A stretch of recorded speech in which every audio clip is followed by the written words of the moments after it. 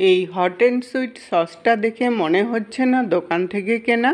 আজ আমি দোকানের মতো স্বাদে গন্ধে সস বানিয়ে দেখাবো, তাও আবার বাড়ির টমেটো দিয়ে, বাজারের টমেটো দিয়ে না, কিন্তু এগুলো বাড়ির টমেটো দিয়েই কিন্তু খুব ভালো হবে। বাজারের টমেটোগুলো একটু বড় সাইজের থাকে আর বাড়ির টমেটোগুলো একটু ছোট সাইজের হয়, আর একটু টক ভাবটা বেশি থাকে, যার জন্য সসটা খেতে কিন্তু খুব ভালো লাগে। এখন টমেটোগুলোকে আমি ভালো করে ধুয়ে আধা করে নিয়েছি। সসটা বানাতে হলে ছোট টমেটো হলে আধা করে নেবেন, বড় টমেটো হলে 4 খণ্ড করে নেবেন, তাহলে রেসিপিটা বানাতে সুবিধা হবে। এখন এখানে কয়েকটা মশলা নিয়েছি। এই মশলাটা কিন্তু সস বানানোর জন্য খুবই প্রয়োজনীয়।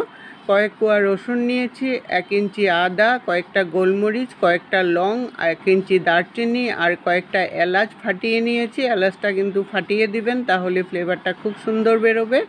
এখন একটা সুতির কাপড়ের মধ্যে নিয়ে এটাকে পুটলি করে নিতে হবে, আর এই পুটলিটা কিন্তু একটু টাইট করে বাঁধবেন যাতে খুলে না যায়। সসটা বানানোর আগে এই পুটলিটা আগে রেডি করে নিতে হবে। এখন কড়াই বসিয়ে আমি টমেটোগুলো দিয়ে দিলাম।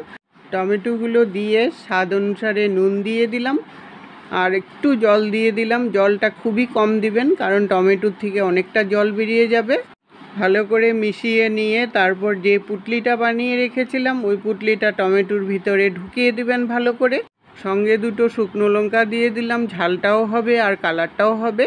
এখন ভালো করে মিশিয়ে নিয়ে 10 মিনিটের জন্য ঢাকা দিয়ে দেবো, তাহলে টমেটোগুলো গলে যাবে।